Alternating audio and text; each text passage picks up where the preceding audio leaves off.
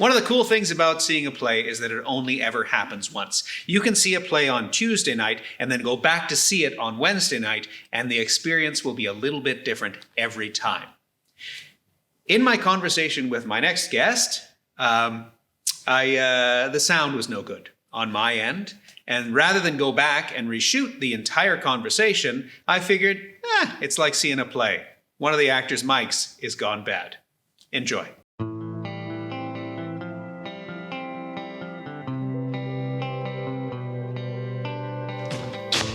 Welcome to Magnus Theatre. My name is Thom. I'm the Artistic Director here. This is a segment we call Looking Back at Magnus, in which I get on a video call with people who were significant in the history of Magnus Theatre.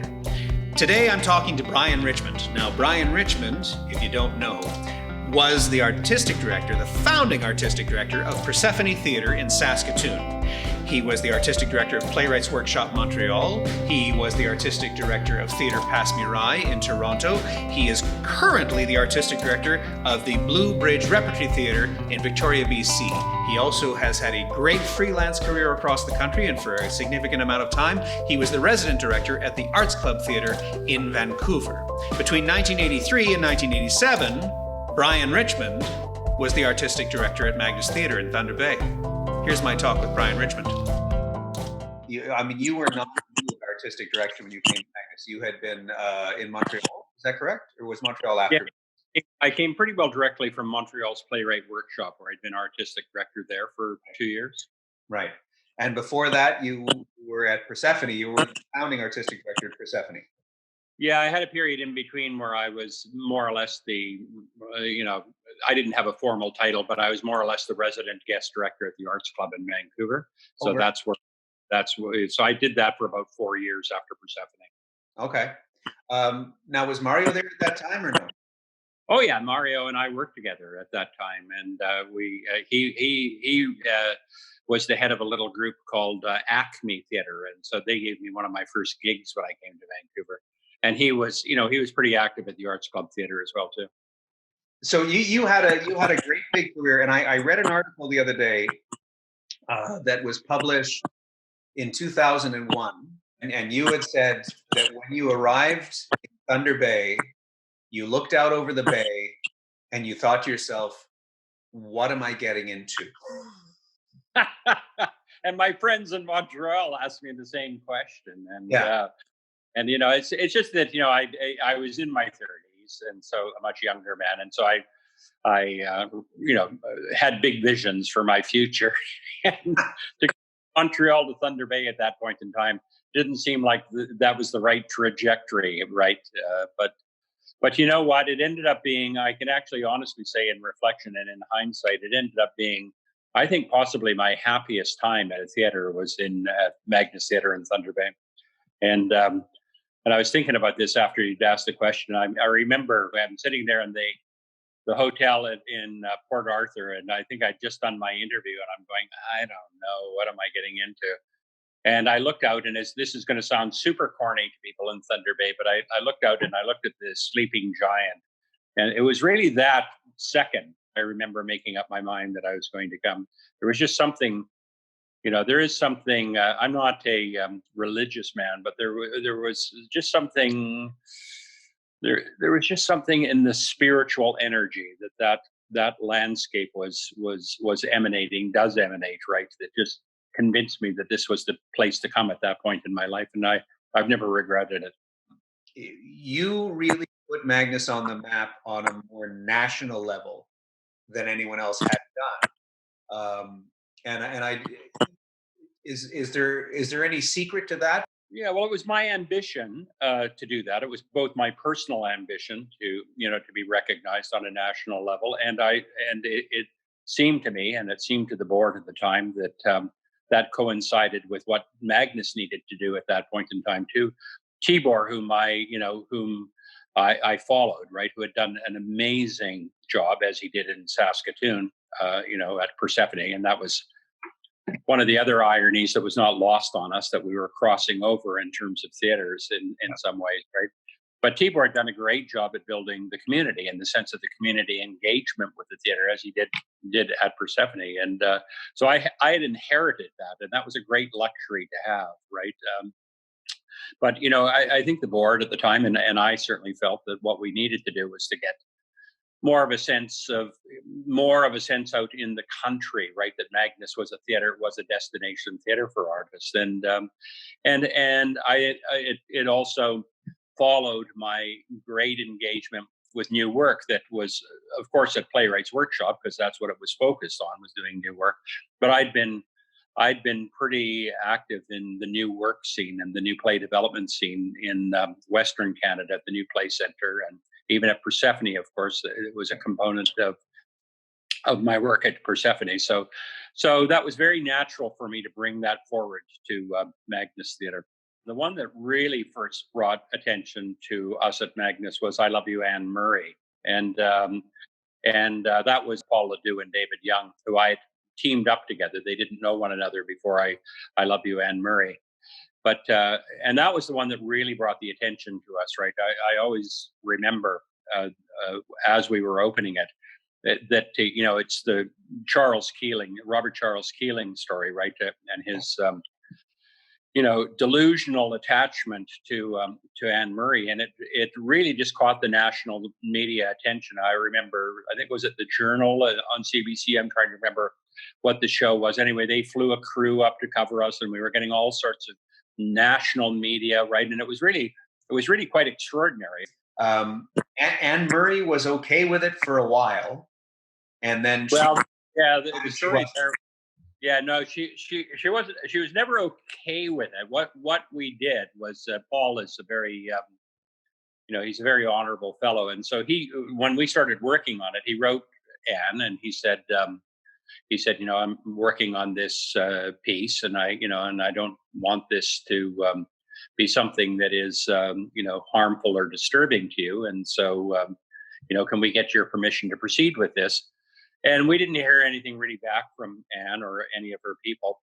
And then we're premiering it, and we're told that Anne's lawyer has been sent up to Thunder Bay. And so Anne's lawyer comes up to Thunder Bay and sees it. And we all knew who she was sitting in the audience, and she was absolutely silent about it all. And still we didn't hear anything. And then because of the success and because of all the press that we received on it, I started to sell it across the country. So, I had engagements in Montreal and Toronto and Ottawa and Vancouver and many, many cities, really, at that time, Calgary, I believe. So it was really a big, big national tour. And we'd put the ink on the contracts, right? And suddenly we get a letter from Miss Murray's law offices saying cease and desist, basically. Oh, God. So we had to we immediately got our own lawyers and very, high-powered, Toronto lawyers, right? And so we entered into negotiations or conversations, I should say, with Miss Murray and her team. And in the end, what ended up happening was that there was no real legal basis that we needed to follow. That would have made us have to cease and desist on presenting the show, or even to change the content of it, because Anne is a singer and a wonderful singer, right? Great, one of Canada's greatest artists, and but she doesn't own her material, right? And this was all part of the public record. This "I Love You, Anne Murray" is basically taken from the court transcript, so it's public record, right? But the playwrights and I decided that that this was a very serious issue, and that she felt sensitive and she felt threatened, and so we ended up removing her name and changing the title of the piece to "Love Is Strange," right? And so it went on, and it managed to do its national tour, but in a more fictionalized format, right? Now, because you had some big shows, Fire, certainly. You developed it, or you brought the team together to develop it at Magnus, and then it just, excuse the pun, it caught fire across the country. Yeah, I think I did the first 7 productions of Fire. Right. because our trajectory on Fire, and we worked on that one. I think I worked on that show for 7 years, right?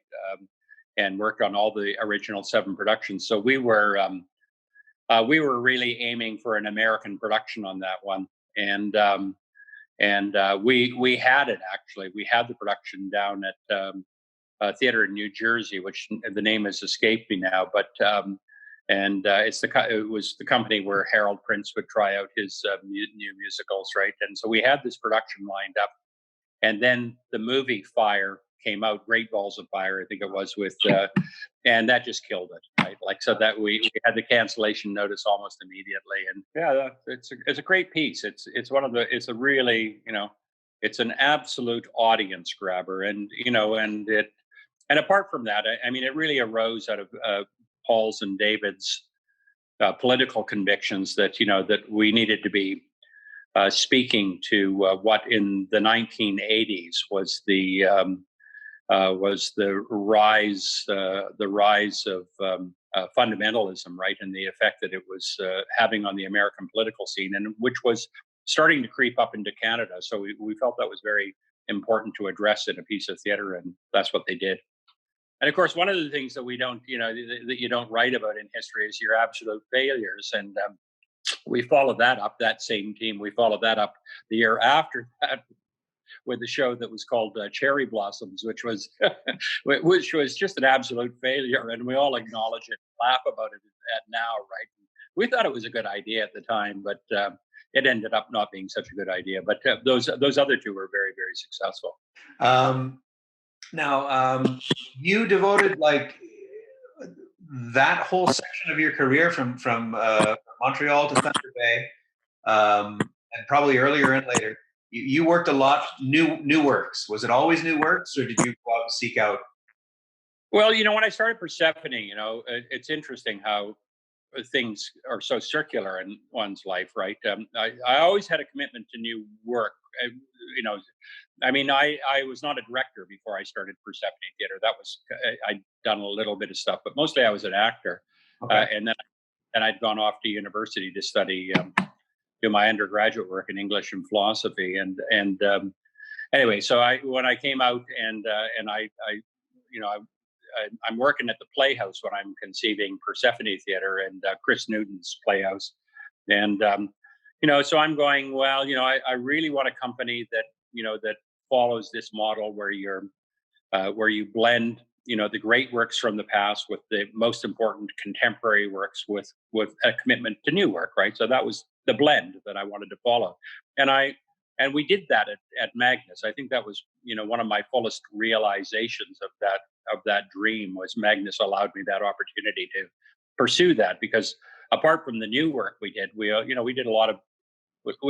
really at the time an insane production of Midsummer Night's Dream, right, where it was the video production of Midsummer Night's Dream, and the audiences, again, it goes back to the audiences in Thunder Bay, which is that they accepted it and they embraced it, right? Now they didn't like everything I did, and I don't blame them, but they were always open to new approaches to things, and they were very, very generous in allowing all of us, the group of artists that I had assembled, to kind of like find the ways they wanted to work. But yes, my career was mostly dedicated to new work, and that carried on as right after Thunder Bay. I had a brief hiatus. When I left Thunder Bay, I'd actually received a Canada Council grant to tour through Canada and the United States to visit all the companies that were doing new play development. So I took a year to just go around and just try to gather together the best tips on how to work on new work, basically. And so that was really, educational for me. And then I was offered the position with my partner at that time, Jane Buss, to come up and take over the artistic leadership of Theatre Pasmarin. I think I may have auditioned for you. I'm sorry I didn't cast you. These things happen. It's one of the things that has struck me about the audiences in Thunder Bay is that they are very accepting, and they will take a risk, and they actually like taking a risk. they're actually quite trusting of the artistic director at a certain point. Yeah, well, and I think it has something to do with where Thunder Bay is in the world, right? I mean, it's a long way from Toronto. I think an 18-hour drive, if my memory is right, and it's a long way from Toronto, and it's a long way from Winnipeg, and it's sort of out there in the middle of of our country, and I think that sense of isolation creates a generosity of spirit, right? As well as the sleeping giant and the great landscape that surrounds it, right? And the fact that it's the oldest landscape in the world, it's the oldest geological formation in the world, I think is really there. There is something there in that air, in that land, in that culture that that embraces, right? And I certainly felt embraced as an artistic director the entire time I was there. I couldn't walk out the door without walking a few blocks and somebody coming up to me and talking about the show that they'd seen, right? And liked it or they didn't like it, right? But there was never ever a sense of confrontation about it. It was just about sharing and about this kind of sense that we were all in it together, which I believe the audience and us who are making the story, and the audience who is playing that all so important role of receiving the story, right? That we were all in it together, and that they were really, really appreciative of that. What do you think was the highlight of your time at Magnus? One thing I really want to say is that I've alluded to it, but it wasn't just me. As you know, the theater is the what is the magic of theater is the collaborative and the social aspect of it, right? The fact that you get to work with great artists and that you get to share with great audiences, and and I would be remiss to not mention one artist in particular who was just absolutely central to the success of Magnus in my time period, and that was Jerry Franken, the late Jerry Franken. Absolutely. And Jerry and I had a conversation, and I told him I was going up there, and he had convinced me that to do the work that we wanted to do, what we needed to do is to create a core acting company, right? And that he would be willing to be a member of that core acting company, and so I immediately took him up on his offer and brought in. It was about 4 or 5 actors a year, right? Who we committed to use throughout the shows, and it made a huge difference to our work. We just, as you do with all your collaborators, you build this immediacy and you build this vocabulary that you can carry from show to show, right? And so then when we would bring in guest artists, or when we would draw on the community for artists, right, to fill our ranks, right, we had a kind of a core vocabulary that we could bring, and a core set of considerations that we could bring. And Jerry was just instrumental in establishing and building that vocabulary for us. So would they come up for the whole season? Yeah. It was. It's. I'm trying to remember all the members of it. There was David Connor, who played the Robert Keeling character in Love You, Anne Murray, and Anne Wright, was a member of it, and Juliette Daunt. Now, Juliette and David have stopped acting. They were both brilliant actors. I'd met Juliette when she was a student at the National Theatre School, and David was in the Montreal theatre scene as well too. So we did that. We built we had a group of actors that we committed to. Now they weren't in each and every show, but there was enough of a contract for them to be able to, over the 5 shows, I think, or 6 projects we did in the year, there was enough work for them to be able to commit to coming to Thunder Bay for that time period. And that made a huge difference to our work. Huge. Well, I won't keep you. Thank you so much for your time. Sounds great. And you best of luck with everything there, and give my best to Thunder Bay.